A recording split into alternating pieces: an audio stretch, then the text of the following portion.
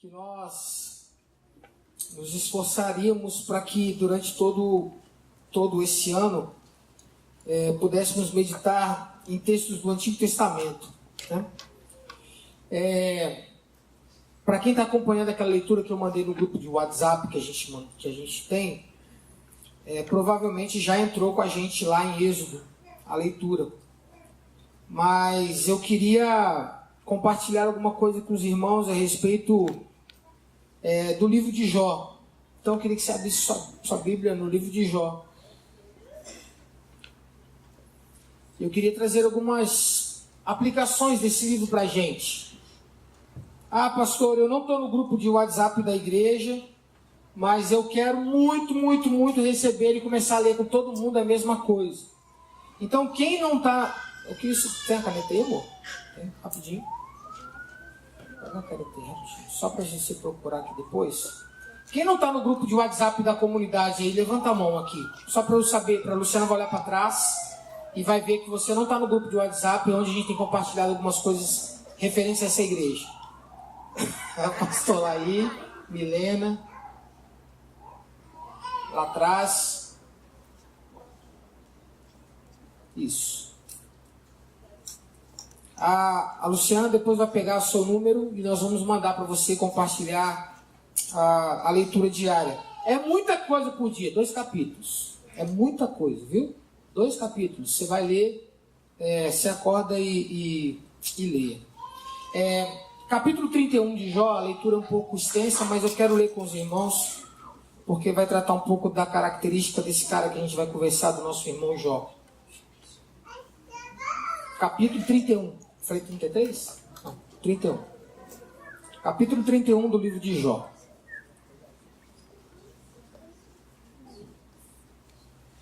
Você que já leu o livro, vai ficar fácil, porque a história de Jó é muito conhecida.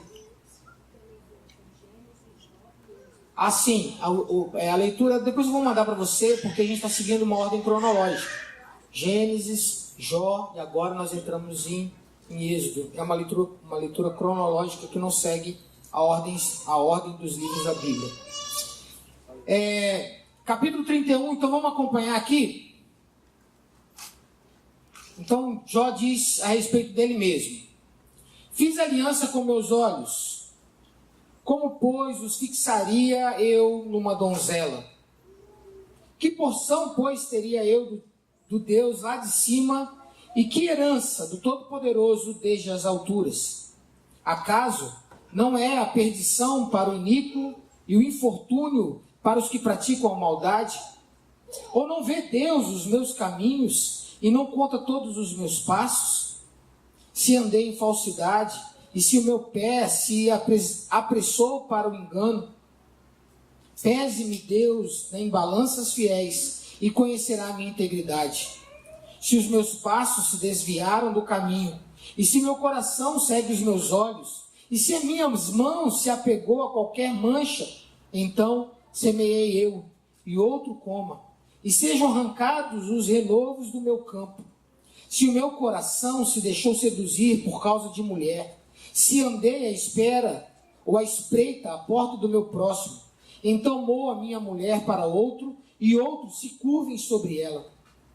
Pois seria isso um crime hediondo, delito à punição de juízes, pois seria fogo que consome até a destruição, e desraigaria toda a minha renda.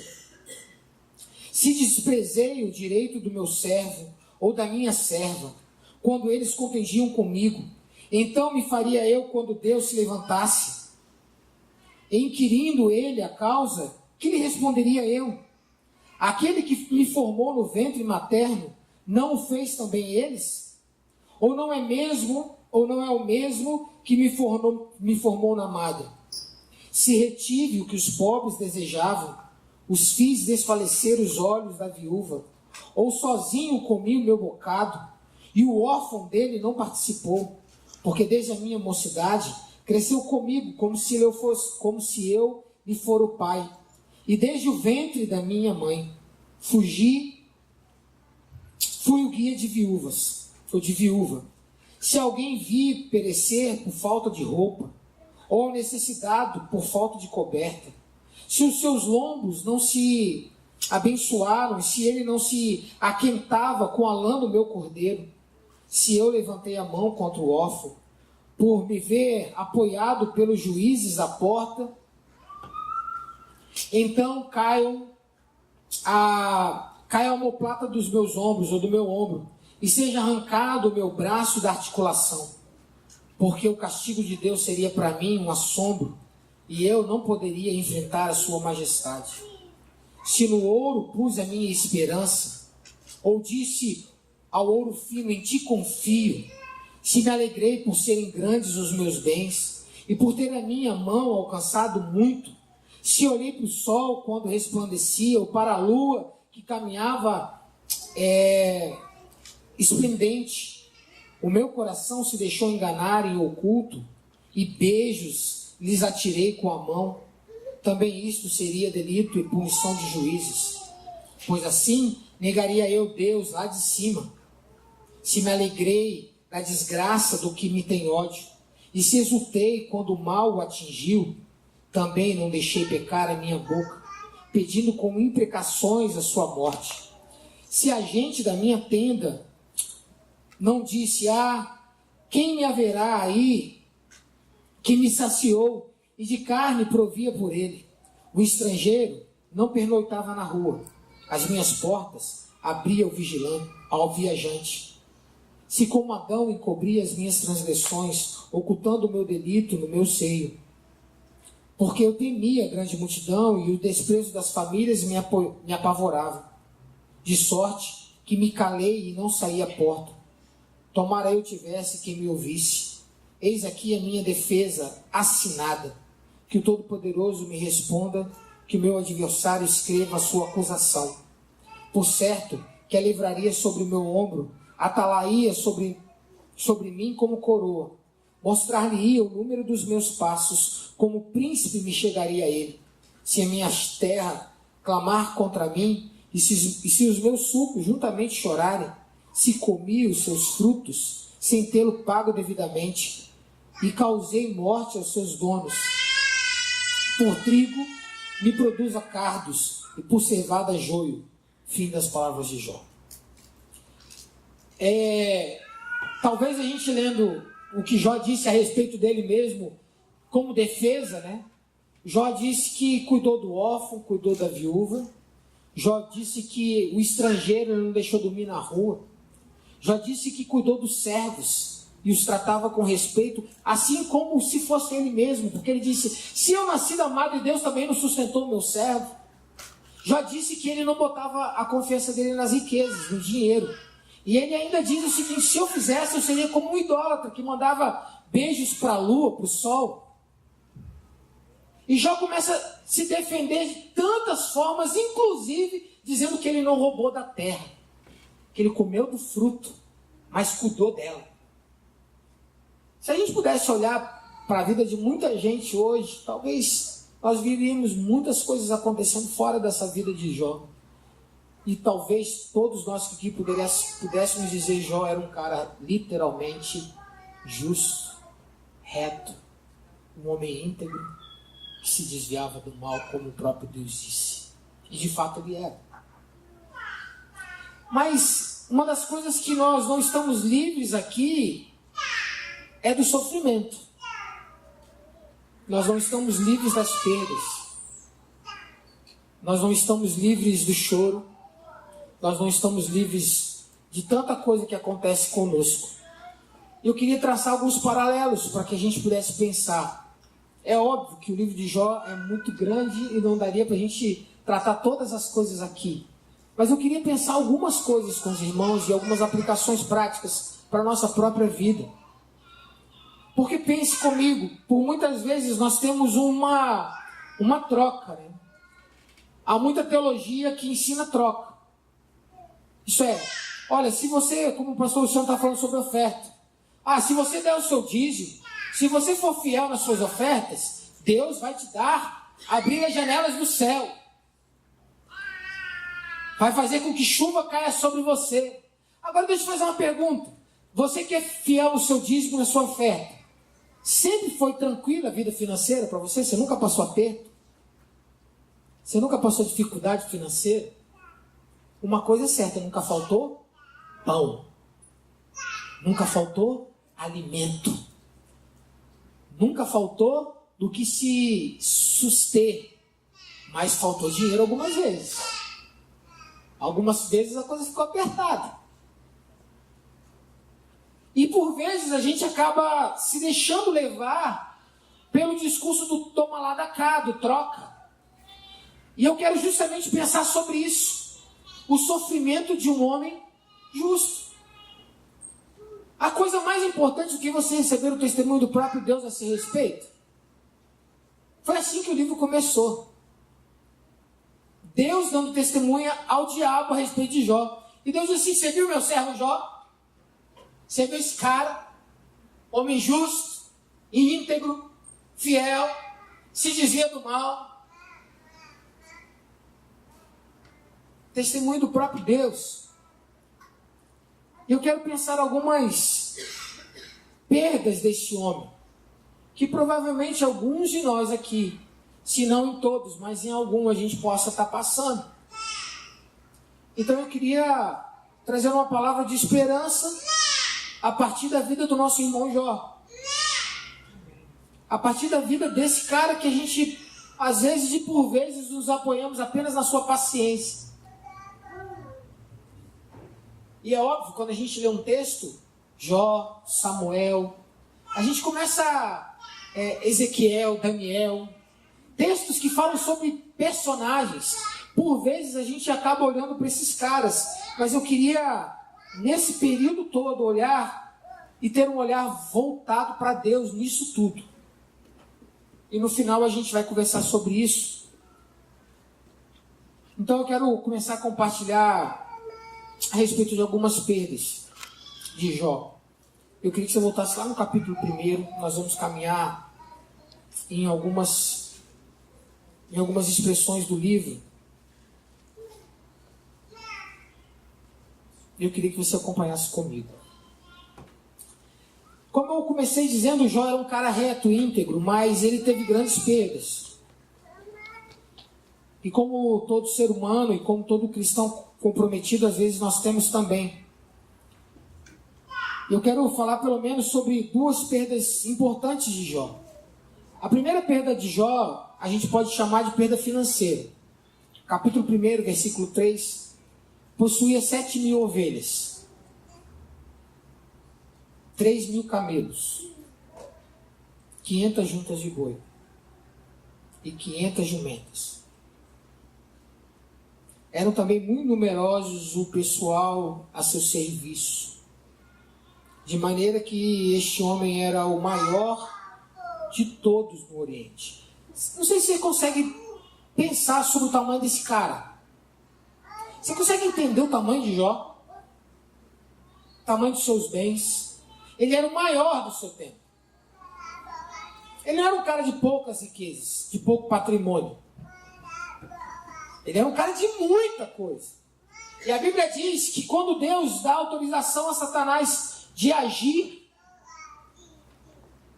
no mesmo dia, vem tempestade, vem relâmpagos, vem ventos e leva tudo de Jó. Jó perde 7.000 ovelhas, 3.000 camelos, 500 jumentas, bois, e não somente isso. A cada sentença voltava apenas um servo para dar a péssima notícia para Jó. Aí contava a história. Aí chegava outro, Jó. De muitos servos, poucos voltaram, talvez 3. Eu não me recordo bem a quantidade dos processos. Mas voltavam a dizer, Jó, os bois, cara, tava lá, morreu tudo. Aí Jó, não é possível, mas ele deve ter pensado, mas pelo menos eu tenho as ovelhas. Aí chegava outro assim, Jó, rapaz, as ovelhas foram. Aí Jó, não, mas pelo menos tem os camelos. Aí vinha os camelos e acontecia de chegar alguém e falar assim, morreu. E no mesmo tempo, no mesmo instante, quase que assim, junto todo mundo, Jó, você perdeu tudo. Acabou. E aí vinha a notícia assim, Jó, seus servos também morreram. Estava tudo lá, acabou tudo. Uma das coisas que eu percebo que uma das áreas frágeis do coração do homem é justamente os recursos financeiros. É a estrutura financeira. É o dinheiro. Alguém disse, eu não sei quem foi, uma das últimas áreas do homem se converter é o bolso. Eu imagino que sejam outras áreas também, mas é bem verdade que é mais fácil a gente colocar muita nossa confiança nos bens. Acho que foi 2 anos que começou de novo o negócio aconteceu do Marista, lá foi 2 anos. Tem 2 anos. 3 anos. 3 anos. 3 anos o pastor Luciano recebeu uma notícia bombástica. Ele falou, não, mas pelo menos, provavelmente, né, a gente está lá, graças a Deus. Aí vem outro enviado lá, servo de Jó, e disse, ó, também deu ruim.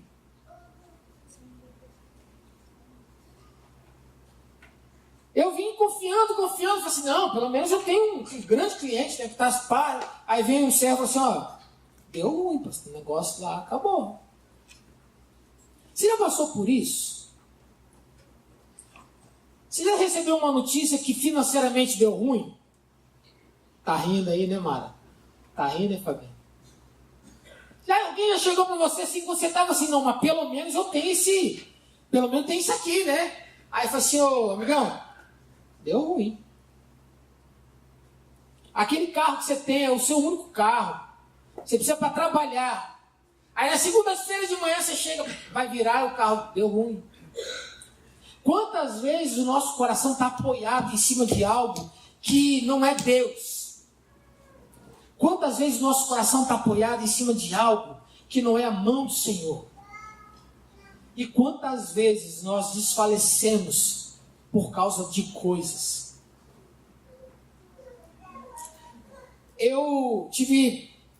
Quem esteve aqui no casamento da tia Leila, mandei um voto para ela, e lá no voto estava assim, o cônjuge falava para o outro assim, eu vou te amar mais do que coisas e mais do que pessoas.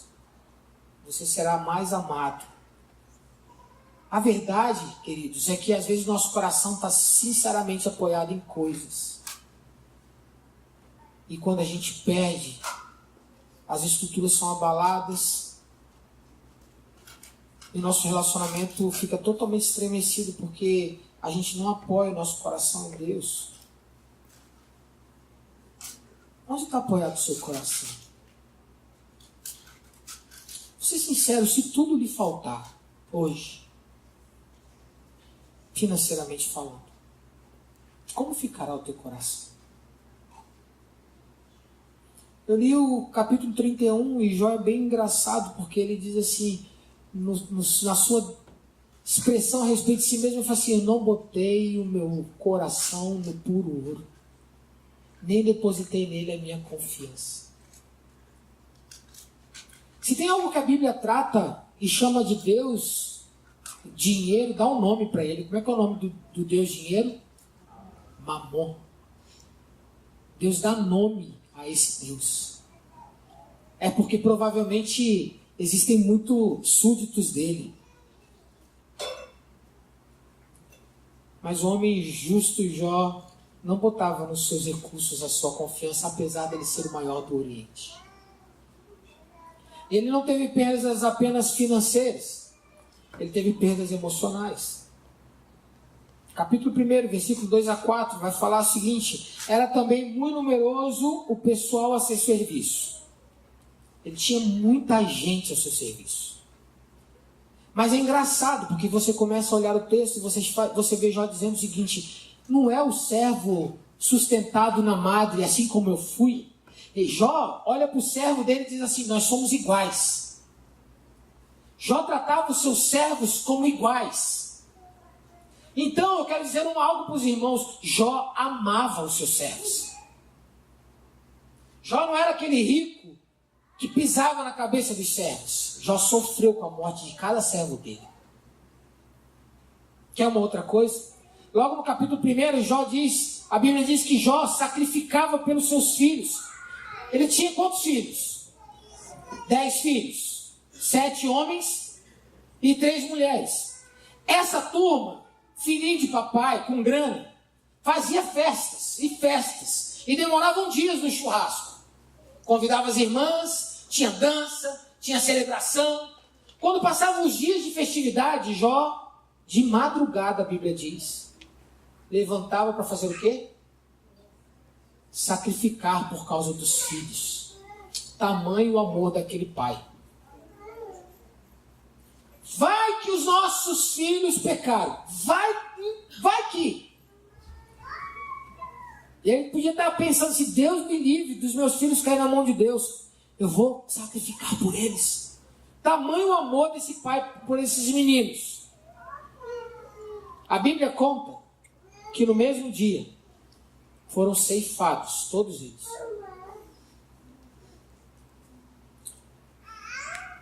Irmãos, eu sinceramente não sei como a gente vai lidar com isso. Mas eu já perdi pessoas muito amadas por mim. Eu vou contar uma história de uma moça que caminhou numa igreja com a gente. E ela se converteu e a família dela, ninguém era convertido. Então, por vezes, ela era extremamente fiel à igreja, à agenda da igreja, aos compromissos. Era uma moça de oração. Mas, infelizmente, um sobrinho dela caminhou para as drogas. Era um menino que passou a infância comigo, um moleque gente boa. Sim, você sentava com o moleque, batia papo. Sabe aquele você conversa? Você nunca imagina que ele pudesse se tornar o grande traficante da região. E matar a gente assim, como mata uma formiga. Esse menino se tornou muito violento na região. E passou a matar policial. O que essa moça fazia todas as vezes que ia para a igreja? Chorava, chorava, chorava, chorava. E falava assim, Senhor, cuida do meu sobrinho. Cuida do meu sobrinho. Salva o meu sobrinho. Restaura o meu sobrinho. Não deixe meu sobrinho morrer. O que aconteceu, irmãos? Um belo dia, esse menino matou um policial. E houve uma operação padrão lá no bairro. Esse menino foi morto de forma cruel pelos policiais. Não foi só morto. Eles queriam ter certeza de que aquele menino não ia voltar a viver. Mas ele foi furado de todas as formas que você imaginar. Eles mataram aquele menino. Aquela moça um dia foi na igreja, depois que enterrou o sobrinho, e a oração dela era a seguinte: se o Senhor não cuidou do meu sobrinho, eu não sirvo mais o Senhor. Ela saiu pelas portas da igreja e nunca mais voltou. Até hoje ela está fora da igreja, vivendo uma vida. Às vezes, a gente também não entende isso. E às vezes o nosso coração se fecha diante de coisas que a gente não entende. Teve essas duas grandes perdas. Talvez você esteja se lembrando de alguém, ou até mesmo o seu próprio coração esteja se lembrando de alguma situação que você não entendeu Deus. Mas Jó não teve apenas perdas. Além das perdas, Jó teve inúmeras perturbações. A primeira grande perturbação de Jó foi a sua própria saúde. A Bíblia conta que Jó ficou de chagas da cabeça até a planta dos pés. Eu não sei se foi uma lepra, não sei exatamente que tipo de enfermidade Jó foi cometido. Mas diz a Bíblia que Jó sentava embaixo da árvore, pegava um caco de telha e começava a raspar as feridas. Você consegue imaginar um homem chegar nesse nível, o maior do Oriente, sentado embaixo de uma árvore, raspando?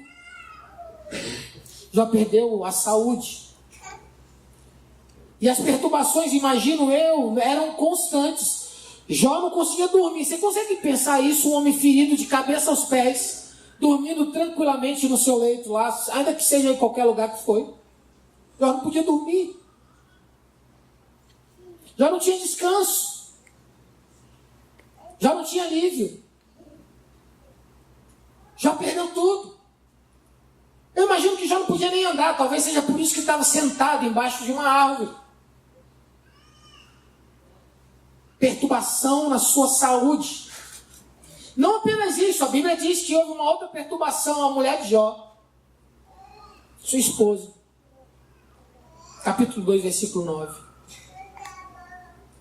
Você imagina uma mulher sentada na mesa com você, se alimentando das gorduras da sua riqueza, vendo seus filhos crescerem, vendo a sua fidelidade com Deus, vendo a forma com que você se relaciona com Deus, vendo a forma com que você cuida dos seus filhos, provavelmente participando das festas com você. E na desgraça de Jó, a mulher teve um conselho para Jó.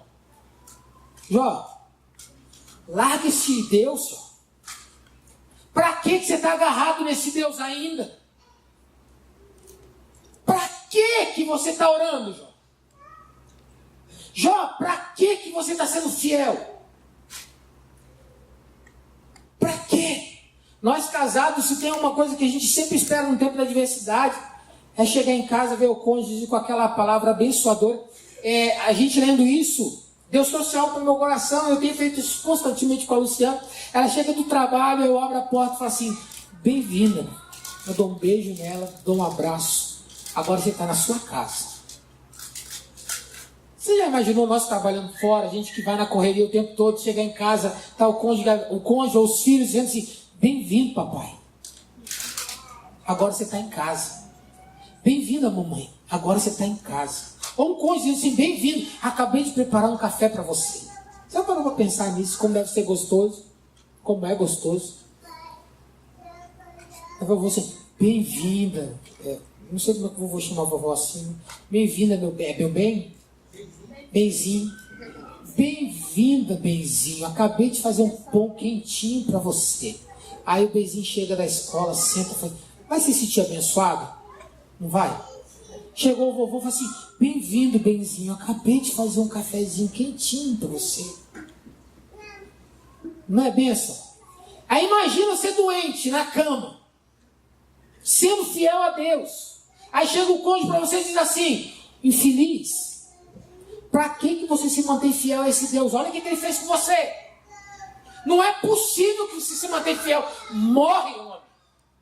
Para de sofrer. Para que você está agarrado a esse Deus ainda? No nosso coração, tudo que a gente quer é um cônjuge que serve a Deus, junto com a gente. Aí você imagina um cônjuge que manda você largar a Deus toda hora. Para que você está sendo fiel a isso? Uma tendência é a gente acabar sendo pressionado e por vezes a gente se deixa levar. Jó teve uma mulher rixosa do lado dele, que no tempo da adversidade alugou Jó até. Ele fala, minha filha, deixa eu falar uma coisa para você.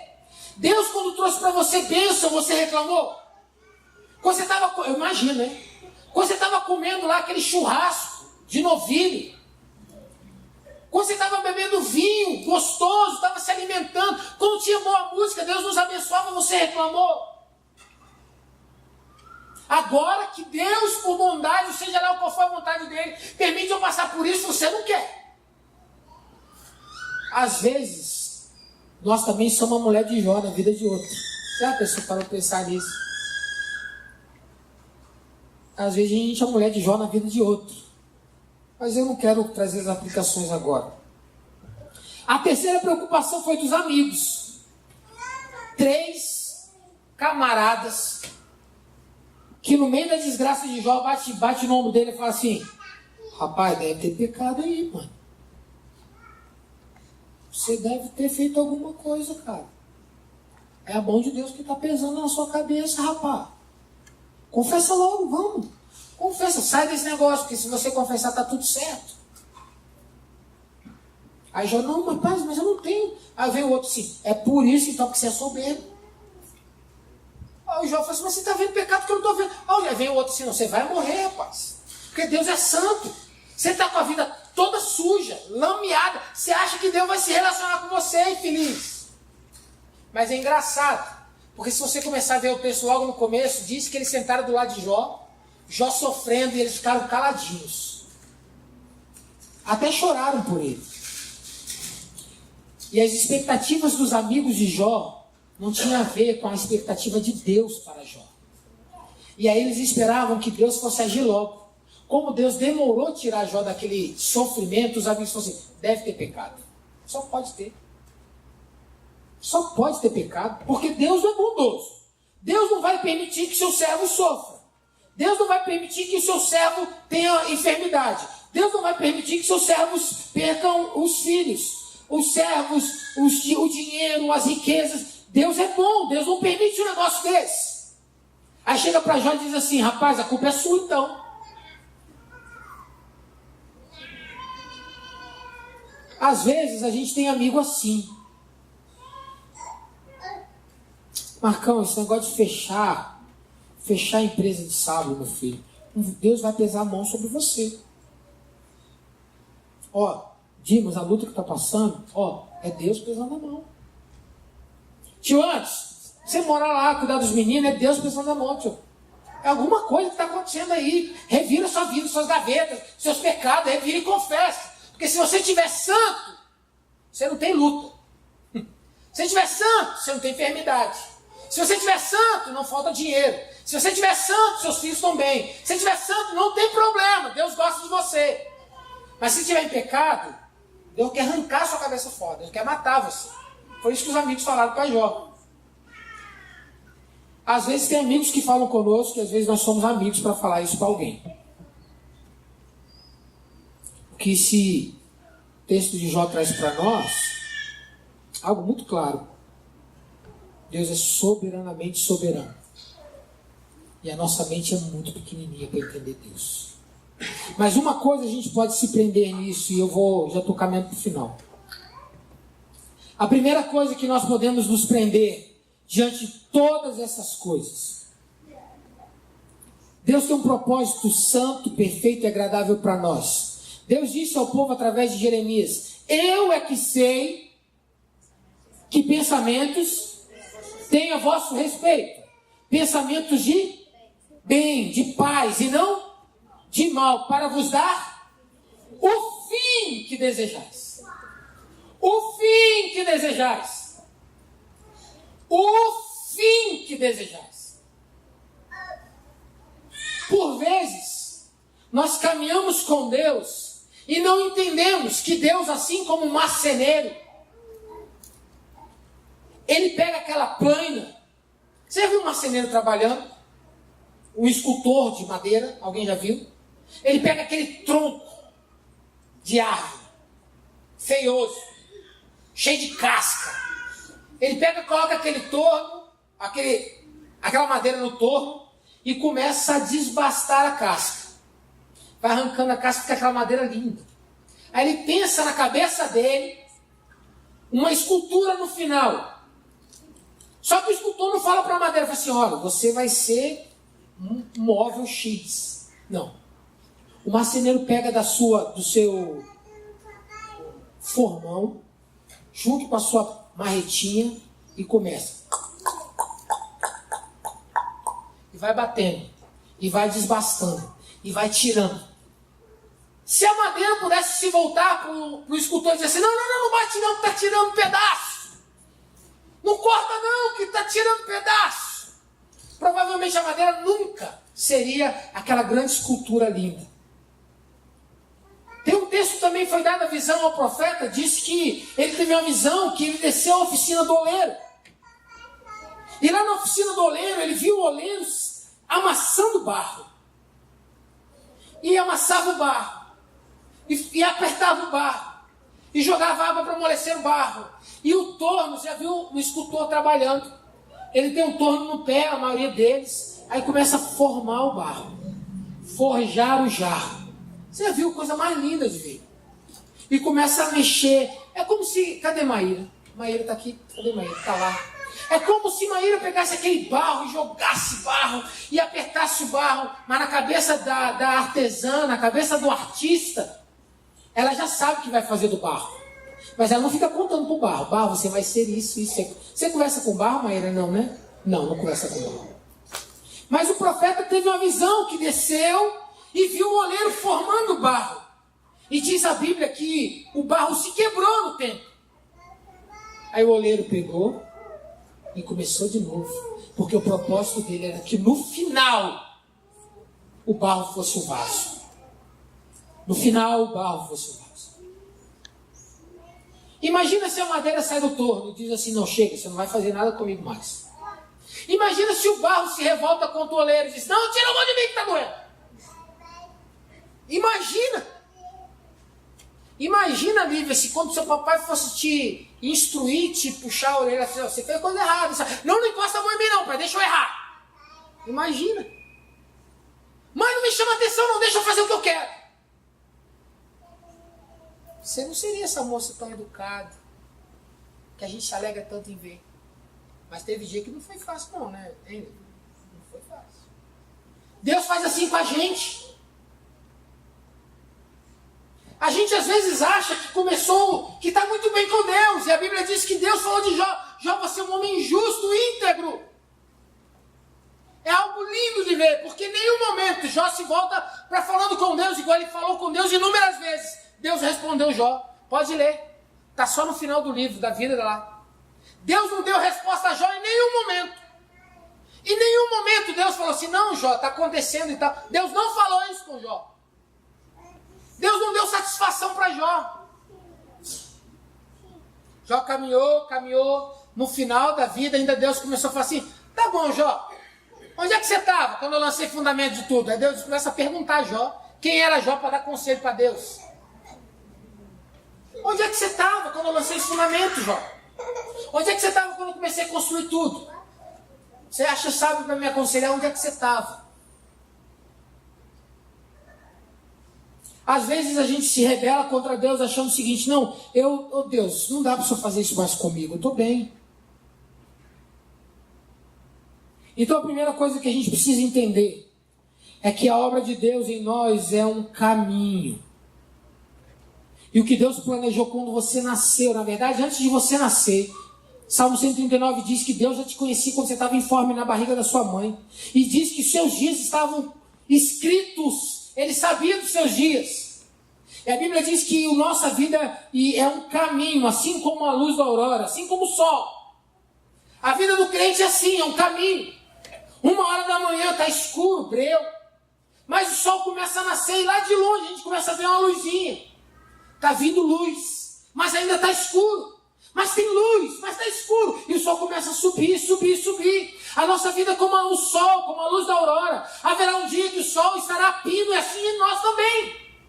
E um dia que o sol estiver a pino, nós estaremos perfeitos. Nesse dia, a trombeta vai soar, irmãos. Nesse dia, a trombeta vai soar. Seja para nos arrebatar a igreja, ou seja para nos levar para Ele. Mas nesse dia, nós estaremos como o sol do meio-dia. Mas enquanto isso não acontece, Deus usa o tempo para cuidar da gente. Para nos moldar.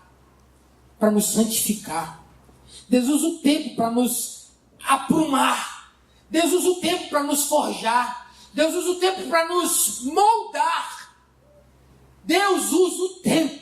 E nesse tempo, por vezes, nós temos perdas que não têm resposta.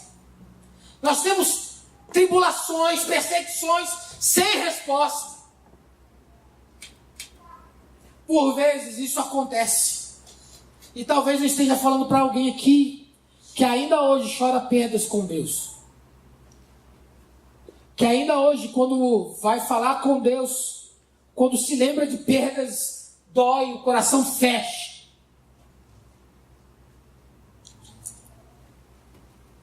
Eu queria que você se lembrasse de algo. No capítulo 19 de Jó, Jó dá um sinal do que está rolando. No capítulo 19 de Jó, Jó diz assim, olha, está acontecendo muita coisa ruim, mas eu sei que o meu Redentor vive. E aí ele diz, e por fim se levantará. E por fim se levantará. Jó aponta para algo que vai além do hoje, do momento, da dor momentânea. Jó esperava na boa mão de Deus e sabia que no final das coisas, Deus realizaria o seu querer. Aí você pode dizer o seguinte, pastor, então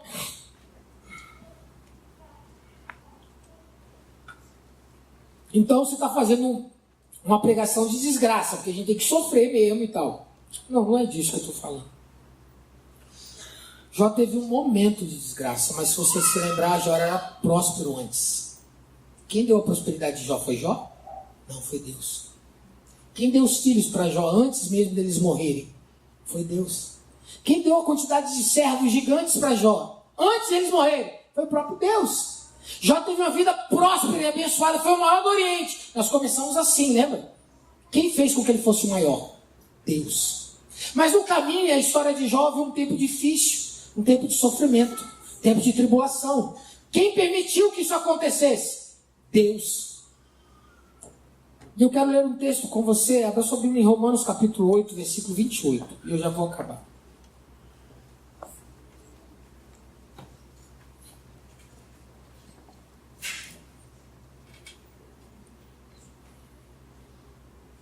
Quem achou pode ler, vamos ler isso algumas vezes. Romanos 8, 28. Sabemos que todas as coisas contribuem juntamente para o bem daqueles que amam a Deus, daqueles que são chamados de acordo com o seu propósito. Outro irmão. Estamos certos de que Deus age em todas as coisas, com o fim de beneficiar todos os que o amam, os que foram chamados conforme seu plano. Outro irmão.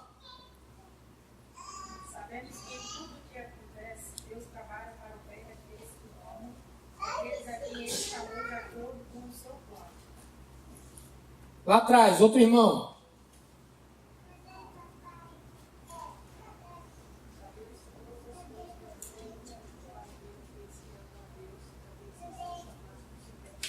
Sabemos que todas as coisas, todas as coisas, pastor, quais coisas? Todas as coisas. Quais coisas? Todas as coisas.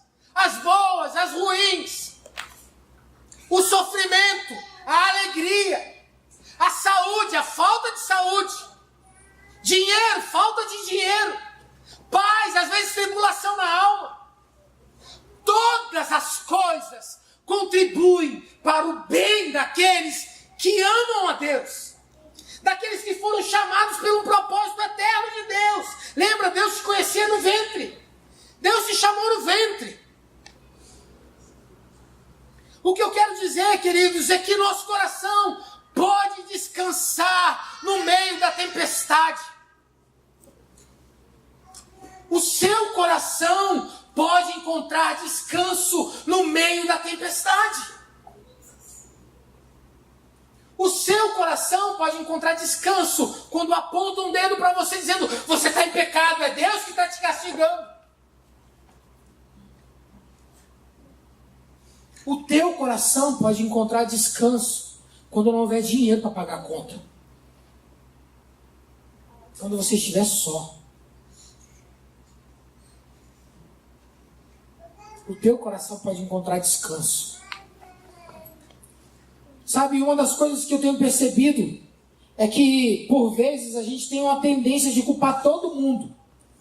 Ah, não, é o migrador, o devorador, qual é o nome dos demoniados que chama lá?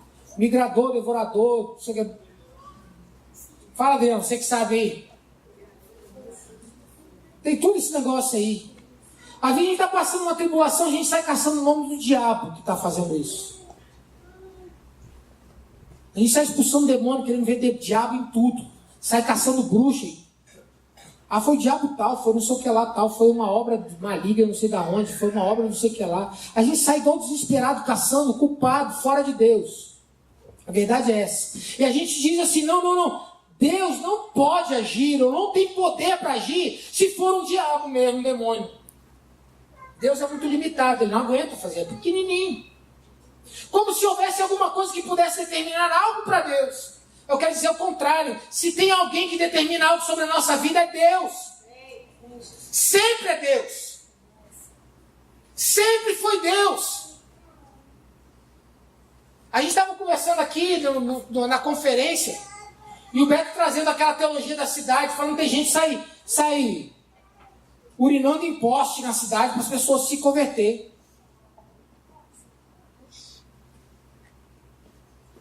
Como se Deus não pudesse soberanamente usar a gente como agente. Aí, em vez de o cara pregar o evangelho, o cara vai tratar com os demônios da cidade. Eu não penso assim. Jó não pensava assim. Quem estava agindo, de fato? Quem era o agente na desgraça de Jó? O diabo. Era o diabo que estava fazendo tudo. Mas o diabo estava sujeito à voz e poder e soberania de Deus. Por um propósito lá no final. Sabe o que Deus quer com a gente, gente? Que a gente não conheça Deus apenas de ouvir falar. E às vezes a diversidade da vida nos leva a olhar Deus face a face. O que Deus às vezes quer nos fazer é assim como um oleiro faz com a obra perfeita no final. É diante dela. Não sei se você percebeu isso. O primeiro contato de uma obra terminada é com o próprio artesão, com o artista. Ele se relaciona com quem criou ele. Você parou para pensar que quando Adão recebeu o sopro, a primeira face que ele viu foi de Jesus? O que eu estou querendo dizer, irmãos, é que tudo que a gente passa na nossa história, no final, o que Deus quer é que a gente o conheça. A gente foge de Deus em vez de corrermos para Deus. A gente foge das reuniões de oração em vez de corrermos para ela. A gente foge das madrugadas em vez de estar lá buscando. Deus, fala comigo, revela-se a mim, mostra-me a tua face. Deixa eu falar, quanto tempo você não ora assim, mostra-me a tua face? Deixa eu te ver, Deus. Deixa eu olhar nos teus olhos.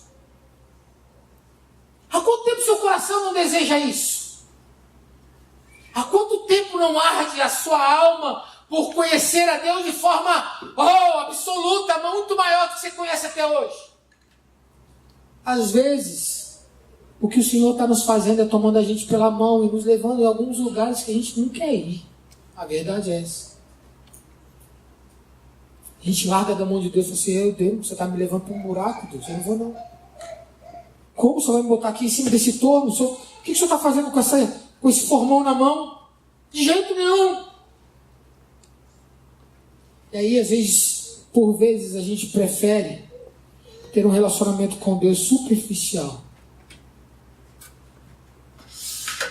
e não entender da soberania de Deus e simplesmente dizer, tá bom, Deus, eu não estou entendendo. Não estou entendendo o que está acontecendo. Não tenho a menor noção do que está acontecendo, Deus, mas eu quero descansar num Deus que criou todas as coisas. Todas as coisas. Se você...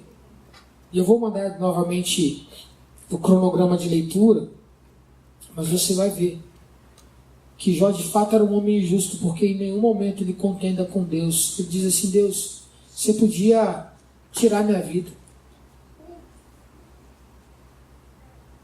Um homem deprimido, mas ele em nenhum instante disse para Deus que Deus estava errado. Ele diz assim, Deus, eu não vou entender, isso é muito grande. A verdade, gente, é que por vezes a nossa história tem a mão de um Deus que é tão soberanamente grande que os nossos olhos, nosso entendimento não compreende. A pergunta que a gente pode fazer é, diante de todas as coisas que temos vivido, aonde está o nosso coração? Aonde está o nosso coração? Vamos ficar de pé.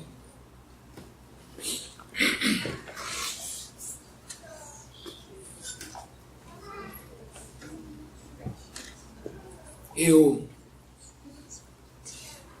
por vezes, tive a impressão hoje, desde a hora que eu cheguei aqui, Deus tem falado no meu coração a respeito de algumas coisas, e eu acredito que é algo do Espírito Santo para nós mesmo. Nós temos tido dificuldades em muitas áreas, mas a principal delas é que o nosso coração às vezes está posto em outras coisas que a gente ainda não entendeu, não compreendeu na nossa história. E eu tenho visto pessoas o tempo todo justificar a sua vida pela sua história, e na verdade a sua história é um resultado da mão de Deus fazendo algo grandioso na sua vida. Eu não sei como é que está seu coração diante das perdas, diante das aflições, mas eu queria que nós orássemos por isso. Que você pudesse permitir que o Espírito Santo examinasse teu coração agora. Talvez você está extremamente aborrecido porque você não tem saúde para fazer algumas coisas. Eu vim de lá para cá, vim para casa, aqui para o culto, e eu fui levar o lixo, e eu voltei com muita dor no joelho. Eu falei assim, não estou aguentando nem levar o lixo mais. Eu estava muito aborrecido. E Deus me lembrou disso agora aqui, que eu estava reclamando da minha saúde. Eu também, irmãos, preciso descansar em Deus. Também preciso encontrar nele descanso. Feche teus olhos, examine teu coração agora.